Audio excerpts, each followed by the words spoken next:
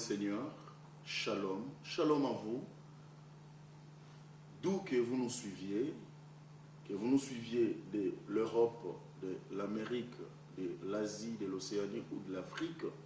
C'est un plaisir pour nous de vous retrouver encore dans le cadre de notre émission La Voix de Yahvé, la Voix de l'Éternel.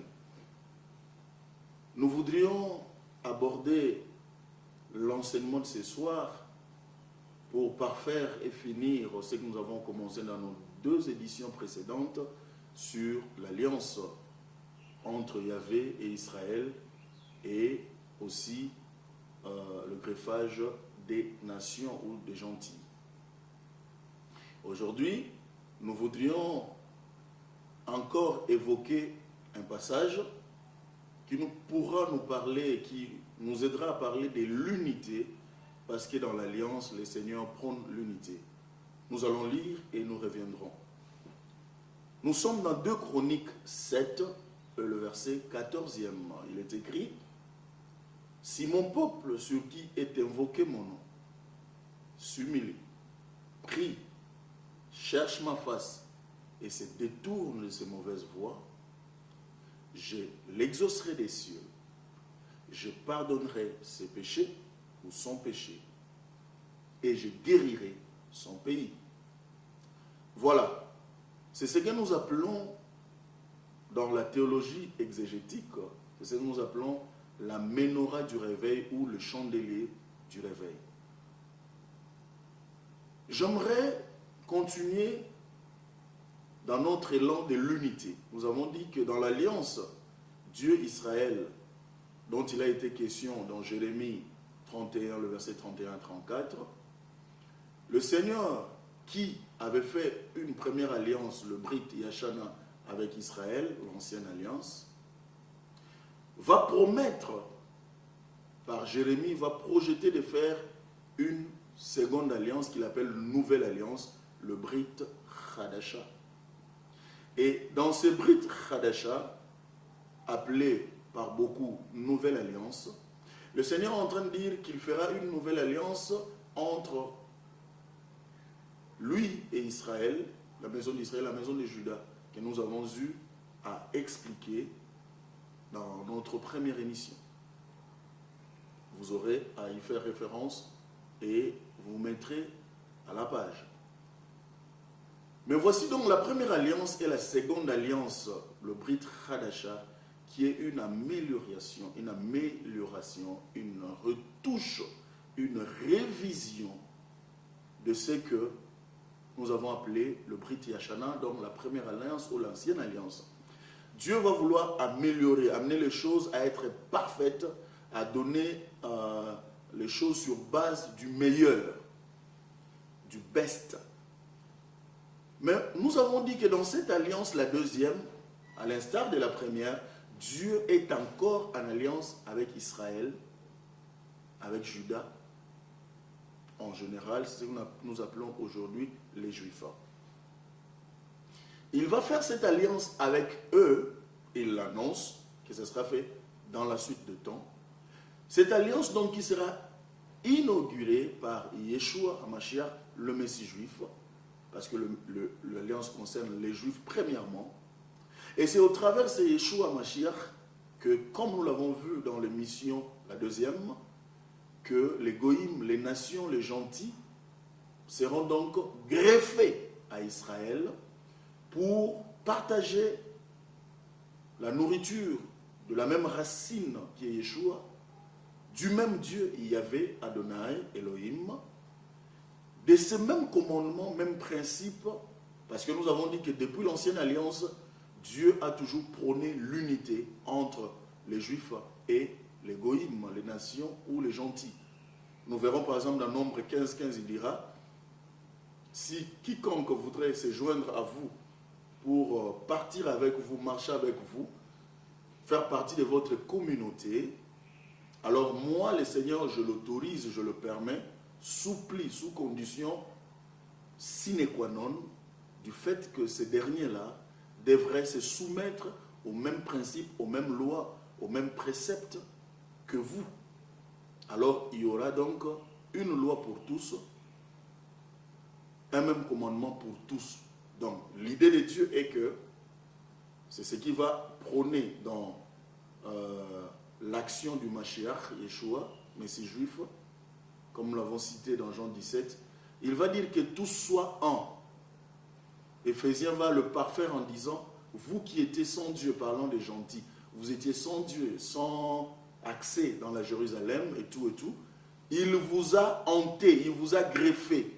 Il a brisé le mur de séparation pour faire une seule entité, le juif, le païen ou le gentil, dans le Seigneur.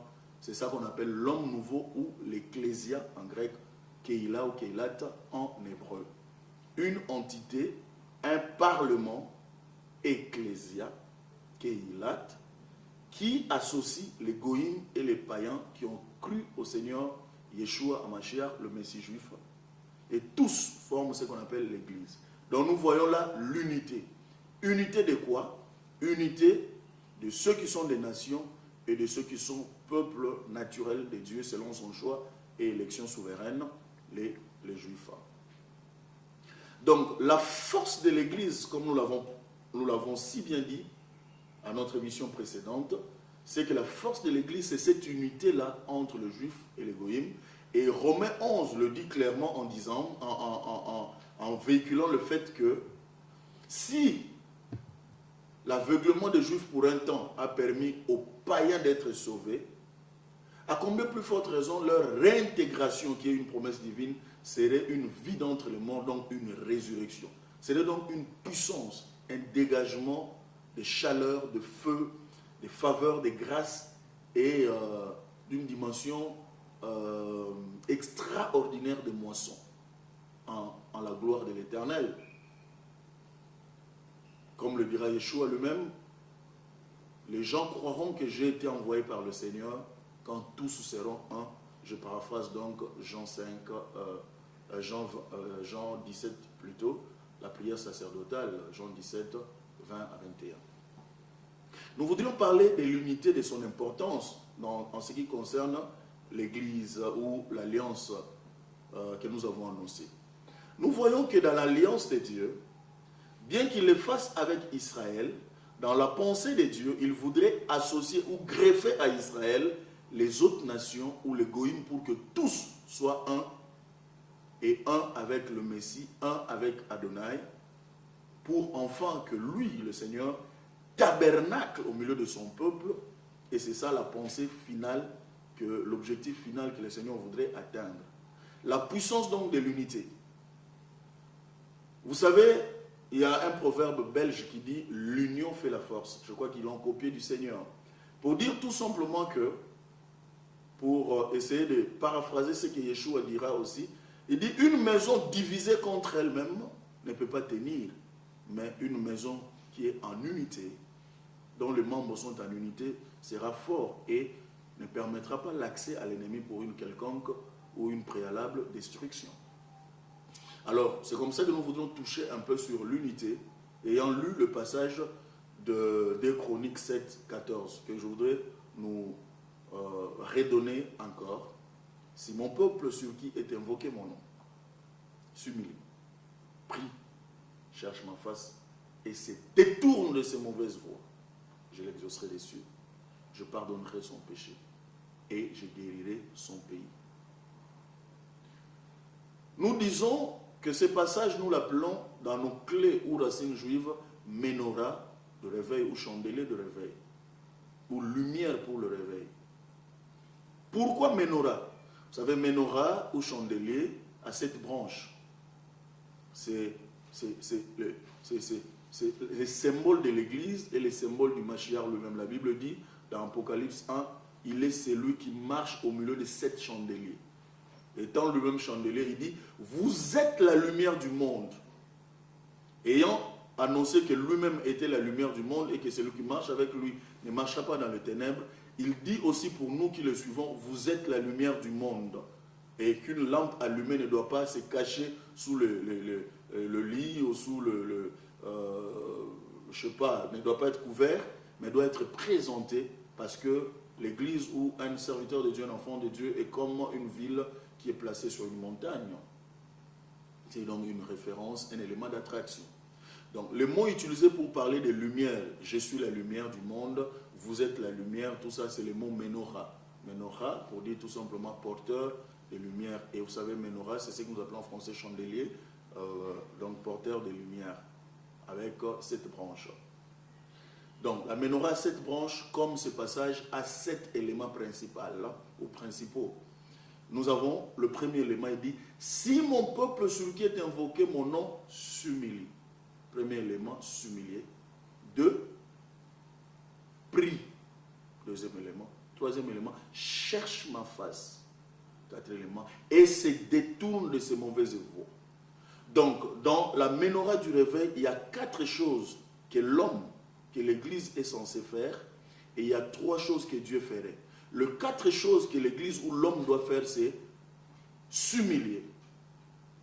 Le mot utilisé pour traduire comme humilier, c'est abandon. C'est laisser entre les mains de Dieu, comme quelqu'un, comme une équipe qui a été investie dans la guerre et ils en font prisonniers et cette équipe s'abandonne. Ils se rend, alors elle se rend plutôt l'équipe et nous disons donc l'équipe a fait abandon, c'est rendre. C'est ça le sens de s'humilier, c'est rendre à l'Éternel. Faire abandonner, plus marcher dans ses voies, ne plus marcher selon ses pensées, selon ses petits calculs, parce que dans l'Église de Dieu, dans la relation que nous avons avec le Seigneur, il n'y a pas d'indépendance. Nous dépendons totalement de Dieu pour manger, pour boire, pour se promener, pour faire quoi que ce soit. C'est comme ça qu'il donne ses commandements, ses principes, ses préceptes, ses outils, etc. S'humilier. Prier. Vous savez ce que c'est. Chercher la face de l'Éternel, ça veut dire chercher la volonté de l'Éternel, chercher les inputs, comme les anglophones disent, la pensée de Dieu sur quelque chose, la volonté de Dieu sur quelque chose, c'est que Dieu pense de quelque chose, ou la doctrine de Dieu sur telle ou telle question. Ça, c'est chercher la face de l'Éternel, qui est différent de prier. Prier peut se présenter comme venir à l'Éternel pour présenter ses situations, pour dialoguer un peu avec lui, écouter ce qu'il veut nous dire, etc. Faire cet échange. Moi, je parle, il parle. Mais quand on parle de chercher la face de l'Éternel, c'est comme aller poser la question à l'Éternel, ce qu'il veut, ou ce qu'il pense de telle ou telle chose. Comment il voudrait que ça se fasse, comment il voudrait que ça s'oriente, etc. Ça, c'est chercher la face de l'Éternel. Donc, s'humilier, prier, chercher la face de l'Éternel et se détourne de ses mauvaises voies. C'est le mot utilisé en hébreu, le mot teshuva.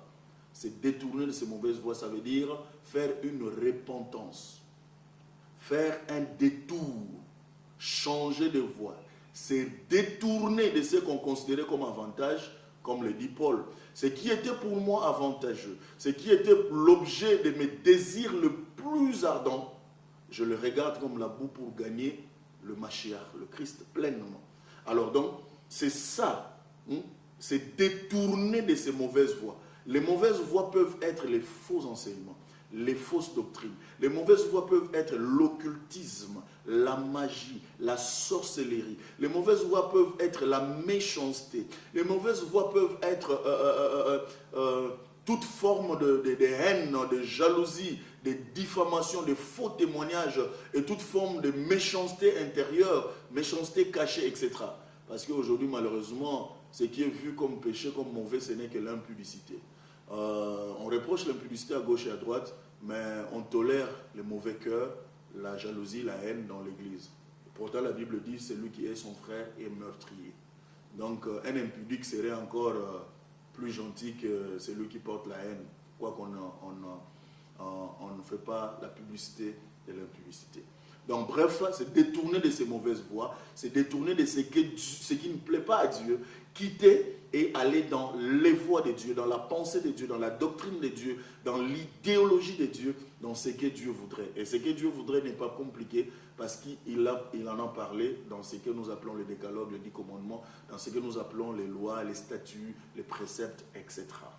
C'est ce qui a fait le secret, la force de tous les patriarches et de tous ceux qui ont réussi avec le Seigneur, marcher dans les voies, marcher dans les principes, marcher sous la coupole du Dieu Tout-Puissant. Donc c'est détourner de ses propres pensées, comme Ruth le disait. Ruth dit à Naomi, je ne veux pas te quitter, belle-mère, je veux aller avec toi.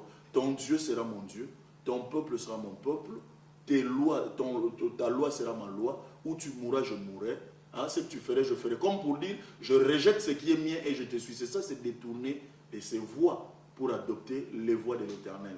Parce que la Bible dit, telle voie est propre à la vue, est désirable à l'homme, mais à la fin, c'est la voie de malheur, de douleur, de destruction et de la mort. Les voies de Dieu sont justes, correctes et amènent à la vie.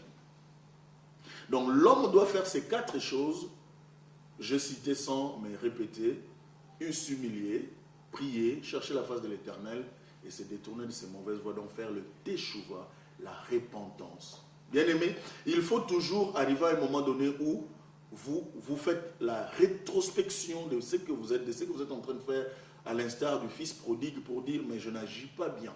Je retournerai vers mon Père. Je lui dirai, je péchais contre le ciel et contre toi.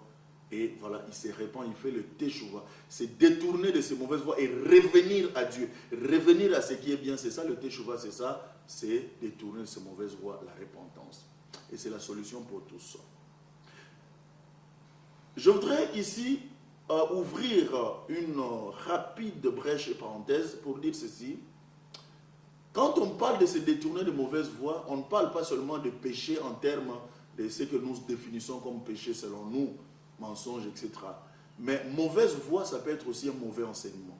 Mauvais enseignement, par exemple, du genre, les Juifs ont été rejetés du Seigneur, nous ne devons rien avoir avec eux. C'est une mauvaise voie, c'est un mauvais enseignement, c'est une fausse doctrine. Il faut se détourner de cette voie-là. Parce que comme nous l'avons vu, ce sont nos frères, nous l'avons vu, ce sont nos alliés, nous avons vu qu'avec eux, nous formons une entité, et c'est ça qui définit la mission messianique de Yeshua HaMashiach. Donc, vous voyez, une mauvaise voie peut être un mauvais enseignement, ça peut être une fausse prophétie. J'aimerais rapidement dire que, vous savez, il y a des gens qui ont été déviés dans la vie parce qu'ils ont reçu une fausse prophétie. Vous êtes en train de... Je me rappelle, quand nous étions encore... sur le banc de l'école, je me rappelle, moi, aux humanités, j'ai fait la mécanique générale. Bien qu'aujourd'hui, je détiens un doctorat en théologie exégétique et biblique et spécialité racines juives.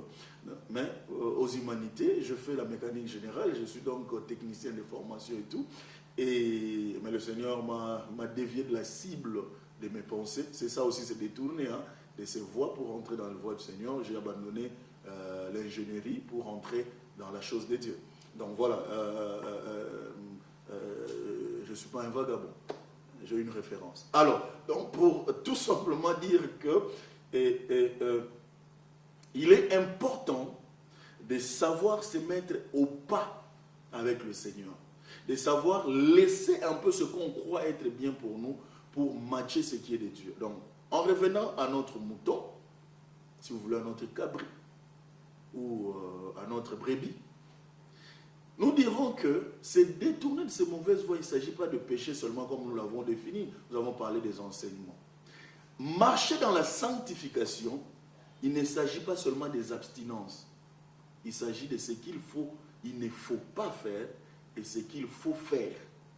La sanctification n'est pas définie seulement comme étant les abstinences. C'est loin de ce que le Seigneur appelle sanctification. Quand on parle de se sanctifier, ça se divise en 2 groupes. Ça veut dire qu'il y a des choses qu'on ne doit pas faire, qui sont donc des interdits. Tu ne feras pas, tu ne feras pas, tu ne feras pas. Mais dans la sanctification, il y a aussi des choses qu'il faut faire, c'est qu'il faut faire. Donc il y a 2 grandes parties dans la sanctification, le ne pas faire et le faire. Je donne un petit exemple. Quand vous voulez vous sanctifier, par exemple, vous devez éviter de marcher dans le voie des mensonges, dans le voie des tueries, dans le voie de l'occultisme, dans le voie de la sorcellerie, de la méchanceté. Évitez, évitez, évitez.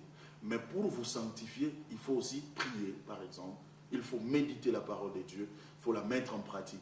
Évitez de voler, évitez de tuer et lire la parole de Dieu. Prier et obéir aux principes de Dieu. Le tout font ce qu'on appelle la sanctification. Donc, le ne pas faire et le ce qu'il faut faire, le faire. Alors, je reviens dans la pensée de l'unité. Dans la menorah du réveil, le Seigneur dit, si mon peuple sur qui mon nom est invoqué, nous voyons que peuple, c'est une entité plurielle. Quand nous parlons d'un peuple, les composants de ce qui fait la famille qu'on appelle peuple, ça peut être c'est plusieurs individus, plusieurs familles, plusieurs alors. Alors, dans cette pensée ici, dans la pensée étymologique originale, quand Dieu parle de son peuple, effectivement, il parle d'Israël, parce qu'en ces temps-là, il n'y a qu'Israël qui était le peuple de Dieu. Actuellement, quand Dieu parle de son peuple en général, en dehors d'Israël, il y a aussi nous qui sommes greffés à Israël, nous qui avons cru au Seigneur Yeshua HaMashiach, appelé par beaucoup Jésus-Christ, nous qui avons cru à Yeshua HaMashiach, nous avons cru au Messie juif, nous, avec les Juifs qui ont cru au Seigneur, nous formons une entité, nous devenons donc tous peuple de Dieu, les originaux, les Juifs, et nous, les greffés, nous formons une seule entité, jouissant des mêmes promesses, de la même couverture, nous faisons ce qu'on appelle peuple de Dieu. Donc si nous devons maintenant mettre à jour ce passage, nous dirons donc que ça concerne non pas seulement Israël, mais nous aussi qui avons cru au Dieu d'Israël, si mon peuple sur qui est invoqué mon nom. Donc c'est une question d'unité. Il est important l'unité aux yeux du Seigneur. Il dit, mon peuple sur qui est invoqué mon nom, mon peuple qui prône mon nom, mon peuple qui parle de moi, mon peuple qui va dans ma direction. Et ça, il ne s'agit pas ici de gens qui parlent de Dieu sans se mettre sous les conditions de Dieu. Parce que vous savez, il est dangereux de parler de Dieu sans pratiquer sa parole, parce qu'il dit dans Matthieu 7, ce n'est pas seulement ceux qui m'appellent Seigneur, Seigneur qui entreront dans le royaume des cieux, mais ceux qui font la volonté de mon Père. Et il continue en disant, en ce jour-là, beaucoup me diront, n'est-ce pas en ton nom que nous avons prophétisé? N'est-ce pas en ton nom que nous avons chassé les démons, que nous avons fait beaucoup de miracles? Et je leur dirai, écartez-vous de moi, vous qui commettez l'iniquité. Et l'iniquité, c'est quoi? L'iniquité, c'est le mot grec anomia ou adikia. Le mot grec anomia ou adikia veut dire tout simplement quelqu'un qui est sans loi, quelqu'un qui ne tient pas compte de la loi. C'est quelqu'un qui ne tient pas compte des principes établis. Donc, écartez-vous de moi, vous qui commettez l'iniquité. C'est pour dire, écartez-vous de moi, vous qui êtes sans loi. Vous qui marchez comme vous voulez. C'est vrai que vous avez chassé des démons en mon nom. C'est vrai que vous avez prêché en mon nom. Mais je ne suis pas impressionné par le charisme, parce que le charisme, c'est moi qui le donne.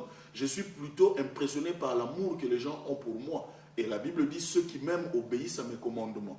Donc, ce qui touche au cœur de Dieu, ce n'est pas quelqu'un qui est en train de faire des miracles, ou quelqu'un qui est en train de bien enseigner comme je le fais, ou quelqu'un qui est en train de prophétiser comme je sais aussi le faire et comme les autres le font. Le problème pour Dieu, ce n'est pas utiliser son charisme. Dieu n'est pas intimidé ou brouillé par le charisme, parce que c'est lui qui le donne. Souvenez-vous que ce sont les dons charismatiques, ce sont les dons du Saint-Esprit. C'est-à-dire que Dieu, c'est lui qui les a donnés. Nous ne saurons jamais impressionner Dieu parce que nous avons chassé un démon. Nous ne saurons jamais impressionner Dieu parce que nous avons prêché correctement.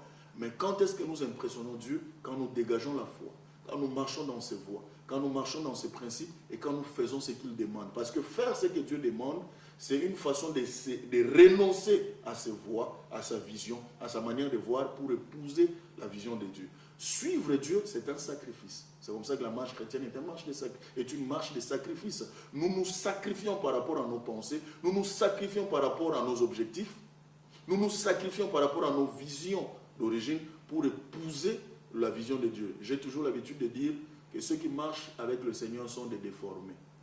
À l'instar de Jacob. Pour que Jacob devienne Israël, il a fallu qu'il soit frappé au niveau de l'emboîtement. Et quand il a été frappé, certainement qu'il ne marchait plus droit, il boitillait. Donc il a été déformé. Pour aller de Jacob à Israël, il faut être déformé.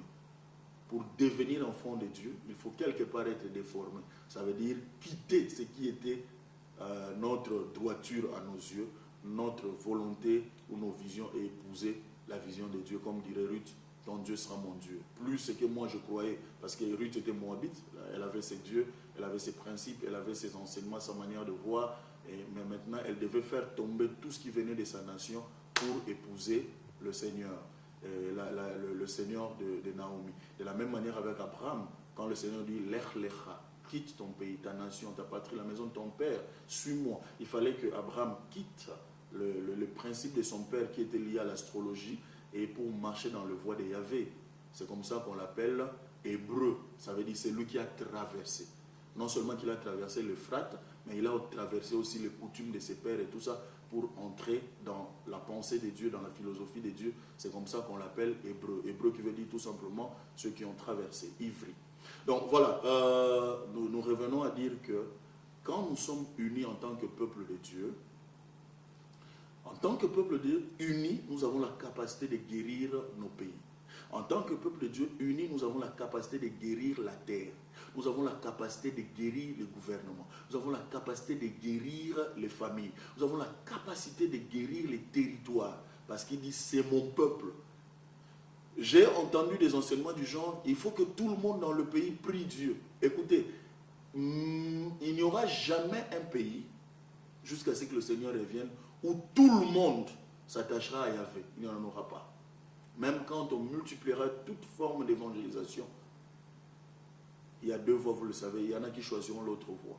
Il est impossible dans une nation, dans un pays, dans un territoire, que tous prient le même Dieu. Mais Dieu dit ceci. Même si les gens peuvent être sorciers, etc., ce n'est pas mon problème. Mon problème, c'est avec mon peuple. Si, mon peuple, sur qui est invoqué mon nom, qui connaît mes principes, s'humilie, prie, cherche ma face et détourne de ce mauvaise voie. Si mon peuple devient une référence, conducteur, influence sa nation, tous les autres qui qu'ils soient, ils remarqueront qu'à cause de la touche de mon peuple, les choses changent, les choses évoluent et ils commenceront à épouser ma pensée. Il y en a même qui ne se convertiront pas jusqu'à ce que le Seigneur revienne, mais qui comprendront que ceux qui doivent régner, ce sont le peuple de Dieu. Et le peuple de Dieu ont la capacité de guérir le pays, de guérir le territoire, si eux se conforment à la pensée et aux principes de Dieu. Malheureusement, aujourd'hui, nous entendons les églises enseigner des enseignements du genre, si les choses ne marchent pas, c'est parce qu'il y a trop de sorciers, c'est parce qu'il y a trop d'occultisme dans le pays. Écoutez, en France, il y a l'occultisme à outrance. Aux États-Unis, il y a l'occultisme. Au Japon, il y en a. Même en Israël, où nous sommes, il y a l'occultisme et la sorcellerie, il y en a aussi. Vous savez qu'il y a des juifs dans la Kabbalah. Il y en a qui sont dans la magie, dans l'occultisme et dans toutes ces choses. Mais toutes ces nations évoluent. Pourquoi? À cause d'un brin de gens qui choisissent de faire la différence, qui travaillent, qui croient en leur Dieu et qui foncent. Nous devons adopter autre pensée, autre mœurs. Croire qu'avec Dieu, nous pouvons faire des exploits, aussi minoritaires que nous soyons. Parce que d'ailleurs, Dieu a toujours travaillé avec la minorité. Dieu dit, si mon peuple sur qui est invoqué mon nom s'humilie, prie, cherche ma face et se détourne de ses mauvaises voies, fait 4 choses. Moi, l'Éternel, je ferai 3 choses. Je l'exaucerai. Je l'écouterai des cieux. Ça, c'est 1. Il va écouter. 2, je l'exaucerai. C'est la deuxième chose que fera Dieu. J'exaucerai, ça veut dire j'interviendrai, j'agirai selon ce qu'il demande. Et 3, enfin, je guérirai leur pays, leur nation, leur famille. Et voilà. Donc, la guérison, les 3 choses que Dieu doit faire dépendent des 4 choses que l'homme ou l'Église doit faire. Si nous faisons nos 4 choses que Dieu exige, donc nous faisons nos devoirs, nous recevons les 3 choses que Dieu promet, donc nous bénéficierons de nos droits. Nous avons des devoirs en tant qu'Église, nous avons des droits. Mais cela ne fonctionne que dans l'unité. Et l'unité établit la puissance, l'excellence. L'unité guérit nos territoires, guérit nos pays. L'unité dans l'obéissance. Pas l'unité de Babel, qui est l'unité de la confusion, mais l'unité dans l'obéissance et dans la crainte de Dieu. C'était un plaisir pour nous de vous parler. Nous croyons que nous aurons l'opportunité de vous revoir prochainement, même chaîne et même enseignant, pour vous apporter un peu beaucoup plus. Que Dieu vous bénisse, que la grâce de Dieu soit votre partage. Nous voulons dire nos appréciations à la chaîne, notre chaîne de référence Shema Israël, par le trichement de notre bien-aimé Nicolas Monabiel, Gershon Konso, Glody, Kabamba, donc Jimmy Kabeya et Papi Malonda. Dieu vous bénisse et Dieu bénisse nos téléspectateurs et nos auditeurs. A plus, shalom d'Israël. Bye. Jérusalem, Jérusalem.